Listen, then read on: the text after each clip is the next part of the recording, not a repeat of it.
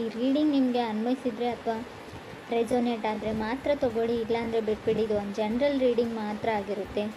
ಕಾರ್ಡ್ಸ್ನ shuffle ಮಾಡಿದಾಗ ನನಗೆ first card sun card ಬಂದಿದೆ.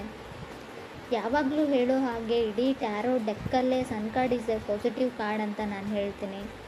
ಸನ್ ಕಾರ್ಡ್ ಒಂದು ಖುಷಿ, ಸಂತೋಷನ, ಹ್ಯಾಪಿನೆಸ್ನ, ಜಾಯ್ಫುಲ್ನೆಸ್ನ ರೀಪ್ರೆಸೆಂಟ್ ಮಾಡುತ್ತೆ. ಯಾರಾದರೂ ಪ್ರೆಗ್ನೆನ್ಸಿಗೋಸ್ಕರ ವೆಯ್ಟ್ ಮಾಡ್ತಾಯಿದ್ರೆ, ಖಂಡಿತವಾಗ್ಲೂ ತಾಯಿ ಆಗಬೇಕು ಅಂತ ಅಂದ್ಕೊಂಡಿದ್ರು ಕೂಡ ಖಂಡಿತ ಒಂದು ಪಾಸಿಟಿವ್ ನ್ಯೂಸ್ ಬರುತ್ತೆ ಅಂತ ಕಾರ್ಡ್ ಹೇಳುತ್ತೆ. ಅಥವಾ ಯಾರನ್ನಾದರೂ ನೀವು ಅರ್ಥ ಮಾಡ್ಕೊಳ್ಳೋಕ್ಕೆ ತುಂಬ ಟ್ರಬಲ್ ಅಂತ ಹೇಳ್ತೀನಿ, ತೊಂದರೆ ಪಡ್ತಾಯಿದ್ರೆ, ಆ ವ್ಯಕ್ತಿ ಅರ್ಥನೇ ಆಗ್ತಾಯಿಲ್ಲ ಅಂತ ಅನ್ನಿಸ್ತಾ ಇದ್ದರೆ ಅದರ್ ಪರ್ಸನ್ಗೂ ಅಥವಾ ನಿಮಗೂ ಈ ಥರ ಫೀಲ್ ಆದರೆ, ಸೊ ಅರ್ಥ ಸ್ಟಾರ್ಟ್ ಆಗಿದೆ ಇತ್ತೀಚೆಗೆ ಅಂತ ಹೇಳ್ಬೋದು. ಸಕ್ಸಸ್ ಅಂತ ಹೇಳ್ತೀನಿ, ನೇಮ್ ಆ್ಯಂಡ್ ಫೇಮ್ ಅಂತ ಹೇಳ್ಬೋದು. ಸೊ ಅನ್ಕಂಟ್ರೋಲೇಬಲ್ ಫೀಲಿಂಗ್ಸ್ ಇದ್ದರೂ ಕೂಡ ಕೆಲವೊಮ್ಮೆ ಸನ್ ಕಾರ್ಡ್ ಬಂದಿರುತ್ತೆ. ಯಾವ ಥರ ಅಂದರೆ ನಿಮ್ಮ ಫೀಲಿಂಗ್ಸ್ನ ನೀವು ಕಂಟ್ರೋಲ್ ಮಾಡ್ಕೊಳ್ಳೋಕ್ಕೆ ಆಗ್ತಾಯಿಲ್ಲ ಕೆಲವ್ರಿಗೆ, ತುಂಬ ಟೆಂಪ್ಟಿಂಗ್ ಫೀಲ್ ಅದಲ್ಲಿ ಕೆಲವ್ರು ಇದ್ದೀರಾ. ಸನ್ ಕಾರ್ಡ್ ಫಸ್ಟ್ ಕಾರ್ಡ್ ಬಂದಿರೋದ್ರಿಂದ ಸೊ ಏನೇನೋ ಆಗ್ತಾಯಿದೆ ಲೈಫಲ್ಲಿ. ಸ್ಟಾರ್ಟಿಂಗ್ ಎಕ್ಸ್ಪೀರಿಯನ್ಸ್ ಅಂತ ಹೇಳ್ಬೋದು, ಫಸ್ಟ್ ಟೈಮ್ ಅಂತ ಹೇಳ್ತೀವಲ್ಲ, ಯಾರ ಮೇಲೂ ತುಂಬ ಹೆವಿ ಲವ್ ಆಗಿದೆ ನಿಮಗೂ ಅಥವಾ ಅದರ್ ಪರ್ಸನ್ಗೂ. ಸೊ ಅನ್ಕಂಟ್ರೋಲೇಬಲ್ ಫೀಲಿಂಗ್ಸ್ ಅಂತ ಹೇಳ್ಬೋದು. ಕೆಲವರಿಗೆ ವೆಕೇಷನ್ನ ಅಗತ್ಯ ಇದ್ದರೂ ಕೂಡ ಸನ್ ಕಾರ್ಡ್ ಬಂದಿರುತ್ತೆ ನಿಮಗೂ ಅಥವಾ ನಿಮ್ಮ ಪಾರ್ಟ್ನರ್ಗೂ. ಸೆಕೆಂಡ್ ಕಾರ್ಡ್ ನನಗೆ ಡೆವಿಲ್ ಕಾರ್ಡ್ ಬಂದಿದೆ. ಸೊ ಮೇ ಬಿ ಜಾಬ್ನ ಕ್ವಿಟ್ ಮಾಡಬೇಕು ಅಂತ ಅನ್ನಿಸ್ತಾ ಇರ್ಬೋದು ಕೆಲವರಿಗೆ. ಸೊ ಮೇ ಬಿ ಏನೋ ರಾಂಗ್ ಆಗ್ತಾ ಇದೆ, ನನ್ನ ಜೊತೆ ಏನೋ ತಪ್ಪಾಗ್ತಾ ಇದೆ, ಇಲ್ಲೇನೋ ಸರಿ ಇಲ್ಲ ಅಂತ ಅನ್ನಿಸ್ತಾ ಇದೆ. ಕೆಲವರು ಡೌಟ್ ಬರೋಕ್ಕೆ ಸ್ಟಾರ್ಟ್ ಆಗಿದೆ. ಸೊ ನಾನು ತುಂಬ ವರ್ಕ್ ಮಾಡ್ತಾಯಿದ್ದೀನಿ, ನಾನು ತುಂಬ ಹಾರ್ಡ್ ವರ್ಕರ್ ಇದ್ದೀನಿ. ಸೊ ನನ್ನ ಶ್ರಮಕ್ಕೆ ಇಲ್ಲಿ ಪ್ರತಿಫಲ ಇಲ್ಲ ಅಂತ ನಿಮಗೂ ಅಥವಾ ಕೆಲವ್ರಿಗೆ ಅನ್ನಿಸ್ತಾ ಇದೆ. ಡಿಸಾಸ್ಟರ್ಸ್ ಅಂತ ಹೇಳ್ಬೋದು. ತುಂಬ ಪೊಸೆಸಿವ್ ಇದ್ದೀರಾ ನೀವು ಅಥವಾ ನಿಮ್ಮ ಪಾರ್ಟ್ನರು ತುಂಬ ಪೊಸೆಸಿವ್. ಸೊ ಯಾವ ಥರ ಅಂದರೆ ಕ್ರೀಪಿ ವೇಯಲ್ಲಿ ಅಂತ ಹೇಳ್ಬೋದು. ಸೊ ಪಾಸಿಟಿವ್ ಪೊಸೆಸಿವ್ನೆಸ್ ಅಲ್ಲ ಇದು, ತುಂಬ ನೆಗೆಟಿವಿಟಿ ಇದೆ, ಟಾಕ್ಸಿಕ್ ಎನರ್ಜಿ ಅಂತ ಹೇಳ್ತೀವಿ. ನಿಮ್ಮನ್ನು ಅವ್ರು ಫುಲ್ಲಿ ಕಂಟ್ರೋಲ್ ಮಾಡೋಕ್ಕೆ ಟ್ರೈ ಮಾಡ್ತಾ ಇದ್ದಾರೆ ನಿಮ್ಮ ಪಾರ್ಟ್ನರ್, ಅಥವಾ ನೀವು ಅವರನ್ನು ಆಲ್ರೆಡಿ ಮ್ಯಾರಿಡ್ ಇರ್ಬೋದು. ಅವ್ರ ಜೊತೆ ಯಾಕೆ ಮಾತಾಡಿದೆ, ಇವ್ರ ಜೊತೆ ಯಾಕೆ ಮಾತಾಡಿದೆ. ಸೊ ಅನುಮಾನ ಅಂತ ಹೇಳ್ತೀನಿ, ತುಂಬ ಡೌಟ್ಸ್ ಇದೆ ಅವ್ರಿಗೆ. ಥರ್ಡ್ ಕಾರ್ಡ್ ನನಗೆ ಮೆಜಿಷಿಯನ್ ಕಾರ್ಡ್ ಬಂದಿದೆ. ಮೇ ಬಿ ನೀವು ಕನೆಕ್ಟ್ ಆಗಿರೋ ವ್ಯಕ್ತಿ ವೃಶ್ಚಿಕ, ಮಿಥುನ ಅಥವಾ ಕನ್ಯಾ ರಾಶಿಯವರು ಆಗಿರ್ಬೋದು. ಬಿ ಕೇರ್ಫುಲ್ ಅಂತ ಹೇಳ್ತಾ ಇದೆ. ಎಸ್ಪೆಷಲಿ ನೀವು ಸೊ ನಾನು ಮಾತನ್ನು ರಾಂಗಾಗಿ ತೊಗೊಳ್ಬೇಡಿ. ಮೇ ಬಿ ಮಿಥುನ್ ರಾಶಿಯವ್ರ ಜೊತೆ ಕನೆಕ್ಟ್ ಆಗಿದ್ರೆ ಸ್ವಲ್ಪ ಕೇರ್ಫುಲ್ ಆಗಿರಿ ಅಂತ ಹೇಳುತ್ತೆ. ಎಲ್ರಿಗೂ ಅನ್ವಯಿಸಲ್ಲ ಫ್ರೆಂಡ್ಸ್, ಮತ್ತೆ ಹೇಳ್ತಾ ಇದ್ದೀನಿ, ಕೆಲವ್ರಿಗೆ ಮಾತ್ರ. ಕೆಲವರು ಡ್ರೀಮ್ ಅಂತ ಪಡ್ತಾಯಿದ್ರೆ ನಿಮ್ಮ ಲೈಫಲ್ಲಿ ಈ ವ್ಯಕ್ತಿನೇ ಬರಬೇಕು, ತುಂಬ ಕನಸುಗಳನ್ನ ಕಂಡ್ಕೊಂಡಿದ್ರೆ ಮೇ ಬಿ ಅವ್ರು ಸಿಂಹ ರಾಶಿ ಅಥವಾ ಮಕರ ರಾಶಿಯವ್ರ ಬಗ್ಗೆ ನೀವು ಕಟ್ಕೊಂಡಿರ್ಬೋದು ಅಂತ ಕಾರ್ಡ್ ಹೇಳುತ್ತೆ. ಫೋರ್ತ್ ಕಾರ್ಡ್ ನನಗೆ ನೈಟ್ ಆಫ್ ಪೆಂಟಿಕಲ್ಸ್ ಬಂದಿದೆ. ಮೇ ಬಿ ಮಕರ ರಾಶಿಯವ್ರ ಜೊತೆ ನೀವು ಕನೆಕ್ಟ್ ಆಗಿದ್ರೆ ಅವ್ರು ತುಂಬ ಅವ್ರ ಫೀಲಿಂಗ್ಸ್ನ ಕಂಟ್ರೋಲ್ ಮಾಡ್ಕೊಳ್ತಾರೆ, ಬಟ್ ನಿಮಗೆ ಅನ್ಕಂಟ್ರೋಲೇಬಲ್ ಫೀಲಿಂಗ್ಸ್ ಇದೆ ಅಂತ ಹೇಳ್ಬೋದು ಕಾರ್ಡ್ ನೋಡಿದರೆ. ಫೋರ್ತ್ ಕಾರ್ಡ್ ನನಗೆ ನೈಟ್ ಆಫ್ ಪೆಂಟಿಕಲ್ಸ್ ಬಂದಿದೆ. ಸೊ ಕೆಲವೊಮ್ಮೆ ನೈಟ್ ಆಫ್ ಪೆಂಟಿಕಲ್ಸ್ ಮಾಡೋದನ್ನು ಎಲ್ಲ ಮಾಡಿಬಿಡ್ತಾರೆ ನೀವು ಅಥವಾ ನಿಮ್ಮ ಪಾರ್ಟ್ನರು. ಸೊ ನಾನೇನೂ ಮಾಡಿಲ್ಲ ಅನ್ನೋ ರೀತಿ ಇರ್ತಾರೆ. ಸೊ ಸ್ಮೂತ್ ಕ್ರಿಮಿನಲ್ಸ್ ಅಂತ ಹೇಳ್ತೀವಿ. ಸೊ ಯಾವುದೋ ಒಂದು ತಪ್ಪು ಕೆಲಸ ಅಂತ ಹೇಳಲ್ಲ ಫ್ರೆಂಡ್. ಸೊ ಹೇಗೆ ನಿಮ್ಮನ್ನು ಪಡ್ಕೊಳ್ಬೇಕು ಅನ್ನೋದನ್ನೆಲ್ಲ ಅವ್ರು ಎಫರ್ಟ್ ಹಾಕಿ ಮಾಡಿಬಿಡ್ತಾರೆ. ಕೊನೆಗೆ ಅವ್ರ ಫೀಲಿಂಗ್ಸ್ನ ಶೇರ್ ಮಾಡ್ಕೊಳ್ಳೋ. ಸೊ ಬಂದು ನಿಮ್ಗೆ ಅವ್ರು ಪ್ರಪೋಸ್ ಮಾಡಲ್ಲ, ಹೇಳಲ್ಲ, ಅದನ್ನು ಮನಸ್ಸಲ್ಲೇ ಇಟ್ಕೊಂಡಿರ್ತಾರೆ. ಈ ಥರ ನೀವಿದ್ದೀರೋ ಅದರ್ ಪರ್ಸನ್ ಇದ್ದಾರೋ.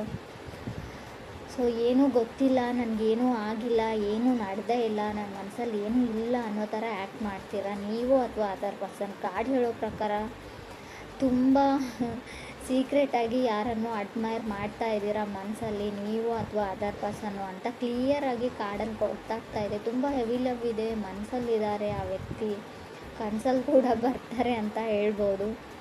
ಫಿಫ್ತ್ ಕಾರ್ಡ್ ನನಗೆ 8 ಆಫ್ ಸಾರ್ಡ್ಸ್ ಬಂದಿದೆ. ಫಿಫ್ತ್ ಪ್ಲೇಸಲ್ಲಿ 8 ಆಫ್ ಸಾರ್ಡ್ಸ್ ಬಂದರೆ ಲಾಸ್ಟ್ ಅಂತ ಅನಿಸುತ್ತೆ. ಲಾಸ್ಟ್ ಚಾನ್ಸ್ ಯಾರು ನಿಮ್ಗೆ ಕೊಡ್ತಾ ಇದ್ದಾರೆ, ಕೆಲವ್ರಿಗೆ ಹೇಳ್ತಾ ಇದ್ದಾರೆ ಇದೇ ಲಾಸ್ಟ್ ಆ್ಯಂಡ್ ಫೈನಲ್. ಮತ್ತೊಮ್ಮೆ ಈ ಥರ ತಪ್ಪು ರಿಪೀಟ್ ಆದರೆ ಸೊ ನನ್ನಿಂದ ಇದನ್ನು ಎಕ್ಸೆಪ್ಟ್ ಮಾಡೋಂಗಿಲ್ಲ ನೀನು, ನಾನು ಮತ್ತೆ ನಿನ್ನನ್ನು ಅಕ್ಸೆಪ್ಟ್ ಮಾಡ್ಕೊಳ್ತೀನಿ ಅಂತ. ಸೊ ಆ ಥರ ಯಾರೋ ನಿಮ್ಗೆ ಸರಿಯಾಗಿ ಆವಾಜ್ ಆಗ್ತಾ ಇದ್ದಾರೆ ಅಂತ ಕೂಡ ಹಾಕಿದ್ದಾರೆ ಆಲ್ರೆಡಿ ಅಂತ ಕೂಡ ಕಾರ್ಡ್ ಹೇಳ್ತಾ ಇದೆ. 6th ಕಾರ್ಡ್ ನನಗೆ 10 ಆಫ್ ವಾಂಡ್ಸ್ ಬಂದಿದೆ. ಕೆಲವ್ರಿಗೆ ಒನ್ ಸೈಡ್ ರಿಲೇಷನ್ಶಿಪ್ ಅಂತ ಹೇಳ್ತೀನಿ. ಸಾರಿ ಫ್ರೆಂಡ್ಸ್, ಕೆಲವ್ರದ್ದು ಯಾಕೋ ಒಬ್ಬರ ಕಡೆಯಿಂದ ಇಂಟ್ರೆಸ್ಟ್ ಇಲ್ಲ, ಇನ್ನೊಬ್ಬರ ಕಡೆ ತುಂಬ ಇಂಟ್ರೆಸ್ಟ್ ಇದೆ. So no is no, yes is yes ಅಂತ ಹೇಳ್ತೀವಿ. ಸೊ ತುಂಬ ಕೆಲವ್ರಿಗೆ ಯಾವ ಥರ ಅಂದರೆ ಒಬ್ಬರು ನೋ ಅಂತ ಹೇಳಿದರೆ ಅದನ್ನು ನೋವಾಗಿ ತೊಗೊಳ್ಳೋದಿಲ್ಲ. ಸೊ ಅವ್ರಿಗೆ ಇಷ್ಟ ಇಲ್ಲ ಅಂದರೆ ಅವ್ರ ಪಾಡಿಗೆ ಅವ್ರನ್ನ ಬಿಟ್ಬಿಡಿ, ಬ್ರೇಕಪ್ ಮಾಡ್ಕೊಳ್ಳಿ, ಮದುವೆ ಆಗಿದ್ದರೂ ಕೂಡ ಡಿವೋರ್ಸ್ ತೊಗೊಳ್ಳಿ ಅಂತ ಹೇಳ್ತೀನಿ. ಕೆಲವೊಮ್ಮೆ ತುಂಬ ಕ್ರೀಪಿ ಅಂತ ಆವಾಗಲೇ ಹೇಳಿದೆ, ತುಂಬ ಡೌಟ್ಸು ನಿಮ್ಮ ಮೇಲೆ, ಯಾವಾಗಲೂ ಅನುಮಾನ, ಯಾವಾಗಲೂ ಹರ್ಟ್ ಮಾಡ್ತಾರೆ. ಟಾಕ್ಸಿಕ್ ರಿಲೇಷನ್ಶಿಪ್ ಇದ್ದರೆ ಅದರಿಂದ ಹೊರಗಡೆ ಹೋಗಿ ನೀವು ಅಥವಾ ಅದರ್ ಪರ್ಸನ್. 7th ಕಾರ್ಡ್ ನನಗೆ ಟೆಂಪ್ರೆನ್ಸ್ ಕಾರ್ಡ್ ಬಂದಿದೆ. ಮೇ ಬಿ ಧನುರಾಶಿಯವ್ರ ಜೊತೆ ಕೆಲವರು ಕನೆಕ್ಟ್ ಆಗಿರ್ಬೋದು. ಸೊ ಹೋಲ್ಡ್ ಆನ್ ಅಂತ ಹೇಳ್ತೀನಿ, ಅವ್ರನ್ನ ಅವ್ರ ಪಾಡಿಗೆ ಬಿಟ್ಬಿಡಿ ಅಂತ ಕಾರ್ಡ್ ಹೇಳ್ತಾ ಇದೆ. ಯಾಕೋ ಗೊತ್ತಿಲ್ಲ ನನಗೆ. ಸೊ ಬ್ಯಾಲೆನ್ಸ್ ಕಮ್ಮಿ ಇದೆ. ಸೊ ನಿಮ್ಗೆ ಖಂಡಿತ ಅನಿಸುತ್ತಾ ಬ್ರೇಕಪ್ ಆಗಿದೆ, ಆಲ್ರೆಡಿ ದೂರ ಆಗಿದ್ದೀರ ನೀವು, ಮತ್ತೆ ಆ ವ್ಯಕ್ತಿ ಬೇಕು ಅಂತ ನಿಮ್ಗೆ ಅನ್ನಿಸ್ತಾ ಇದೆ, ನಿಜವಾಗ್ಲೂ ನಿಮಗೆ ಮನಸ್ಸಿಂದ ಬರ್ತಾ ಇದೆಯಾ ಆ ಮಾತು ಅಂತ ಇನ್ನೊಂದು ಸರ್ತಿ ಯೋಚನೆ ಮಾಡಿ ಅಂತ ಕಾರ್ಡ್ ಹೇಳುತ್ತೆ. 8th ಕಾರ್ಡ್ ನನಗೆ ಎಂಪ್ರರ್ ಬಂದಿದೆ. 9th ಕಾರ್ಡ್ ನನಗೆ 8 ಆಫ್ ವಾಂಡ್ಸ್ ಬಂದಿದೆ. ಮೇ ಬಿ ಕೆಲವರು ಮೀನ್ ರಾಶಿಯವ್ರ ಜೊತೆ ಕೂಡ ಕನೆಕ್ಟ್ ಆಗಿರ್ಬೋದು. ಕಾರ್ಡ್ ಹೇಳೋ ಪ್ರಕಾರ ನಿಮ್ಮನ್ನು ಯಾರೋ ಇಗ್ನೋರ್ ಮಾಡ್ತಾ ಇದ್ದಾರೆ ಅಥವಾ ನೀವು ಯಾರನ್ನೋ ಇಗ್ನೋರ್ ಮಾಡ್ತಾ ಇದ್ದೀರೋ. ಆಲ್ರೆಡಿ ನಾನು ಹೇಳಿದ್ದೀನಿ. ಸೊ ಯಾರಿಗಾದ್ರೂ ನೀವು ಪ್ರಪೋಸ್ ಮಾಡಿದರೆ, ಅವರು ನಿಮ್ಗೆ ಹೇಳಿದರೆ, ರಿಜೆಕ್ಟ್ ಮಾಡಿದರೆ, ನೋವು ಅಂತ ಹೇಳಿದರೆ ಅದನ್ನು ನೋವಾಗಿ ತೊಗೊಳ್ಳಿ, ಅದರಲ್ಲಿ ಏನೂ ತೊಂದರೆ ಇಲ್ಲ. ಅವ್ರ ಹಿಂದೆ ಬೀಳೋದ್ರಲ್ಲಿ ಯಾವುದೇ ಅರ್ಥ ಇಲ್ಲ. ಸೊ ನೀವು ಮಾಡ್ತಾ ಇದ್ದೀರಿ ಅಂತ ಹೇಳ್ತಾ ಇಲ್ಲ, ನಿಮಗೆ ಯಾರಾದರೂ ಈ ಥರ ಮಾಡ್ತಾ ಇರ್ಬೋದು. ಆಲ್ರೆಡಿ ನೀವು ಹೇಳಿದ್ದೀರ ಅದರ್ ಪರ್ಸನ್ಗೆ ನನಗೆ ಇಷ್ಟ ಇಲ್ಲ ಅಂತ. ಸೊ ಆದರೂ ಅವ್ರು ನಂಬ್ತಾ ಇಲ್ಲ, ಒಪ್ಕೊಳ್ತಾ ಇಲ್ಲ, ತುಂಬ ಇರಿಟೇಷನ್ ಅಥವಾ ಕಿರಿಕಿರಿ ಮಾಡ್ತಾ ಇದ್ದಾರೆ ಅಂತ ಅನ್ನಿಸ್ತಾ ಇದೆ ನಿಮಗೆ. ಖಂಡಿತವಾಗ್ಲೂ ಕ್ರಾಸ್ ವಾಚರ್ಸ್ ಯಾರಾದರೂ ನೋಡ್ತಾ ಇದ್ದರೆ, ಯಾರಾದರೂ ನಿಮ್ಗೆ ಹೇಳಿದರೆ, ಸೊ ನನಗಿಷ್ಟ ಇಲ್ಲ ಅಂತ ರಿಜೆಕ್ಟ್ ಮಾಡಿದರೆ ಖಂಡಿತ ಅವ್ರನ್ನ ಬಿಟ್ಬಿಡಿ. ಸೊ ಅವ್ರ ಹಿಂದೆ ಹೋಗಬೇಡಿ, ಅವ್ರನ್ನ ಫಾಲೋ ಮಾಡಬೇಡಿ. ಸೊ ತುಂಬ ಕ್ರೀಪಿ ಥಿಂಕ್ ಇದು, ಮಾಡೋದು ಒಳ್ಳೆಯದಲ್ಲ ಅಂತ ಹೇಳ್ತಾ ಇದೆ ಕಾರ್ಡು. ಮೇ ಬಿ ನೀವೇ ತೊಂದರೆಯಲ್ಲಿ, ಫ್ಯೂಚರಲ್ಲಿ ನಿಮಗೆ ತೊಂದರೆ ಆಗಬಹುದು. 10th ಕಾರ್ಡ್ ನನಗೆ 6 ಆಫ್ ಸಾರ್ಡ್ಸ್ ಬಂದಿದೆ. ಕೆಲವೊಮ್ಮೆ 6 ಆಫ್ ಸಾರ್ಡ್ಸ್ 10th ಪ್ಲೇಸಲ್ಲಿ ಬಂದರೆ ಖಂಡಿತವಾಗ್ಲೂ ನಿಮ್ಗೆ ಅನ್ಸೋಕ್ಕೆ ಸ್ಟಾರ್ಟ್ ಆಗುತ್ತೆ, ಎಲ್ಲರೂ ನನ್ನನ್ನು ಇಗ್ನೋರ್ ಮಾಡ್ತಾ ಇದ್ದಾರೆ, ಯಾರೂ ನನ್ನನ್ನು ಕೇರ್ ಮಾಡ್ತಾ ಇಲ್ಲ ಅಂತ. ನಿಮಗೂ ಅಥವಾ ಅದರ್ ಪರ್ಸನ್ಗೂ, ಅಥವಾ ಅವ್ರಿಗೆ ನಾನು ಇಷ್ಟ ಆದರೂ ಕೂಡ ಇಗ್ನೋರ್ ಮಾಡೋ ರೀತಿ ಆ್ಯಕ್ಟ್ ಮಾಡ್ತಾ ಇದ್ದಾರೆ ಅಂತ ಅನ್ನಿಸ್ಬೋದು. ಬಟ್ ಆ ಥರ ಎಲ್ಲ, ನಿಜವಾಗ್ಲೂ ಅವ್ರಿಗೆ ನೀವು ಇಷ್ಟ ಇಲ್ಲ, ಅವ್ರನ್ನ ಅವ್ರ ಪಾಡಿಗೆ ಬಿಟ್ಬಿಡಿ ಅಂತ ಕಾರ್ಡ್ ಹೇಳ್ತಾ ಇದೆ. ಕೆಲವ್ರಿಗೆ ಫ್ರೆಂಡ್ಸ್, ಎಲ್ರಿಗೂ ಅಲ್ಲ.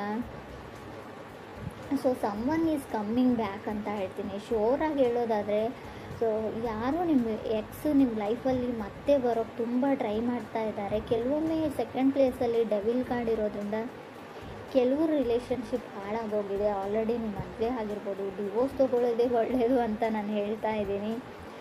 ಯಾಕಂದರೆ ತುಂಬ ಟಾಕ್ಸಿಕ್ ಇದೆ ನಿಮ್ಮ ರಿಲೇಷನ್ಶಿಪ್ಪಲ್ಲಿ.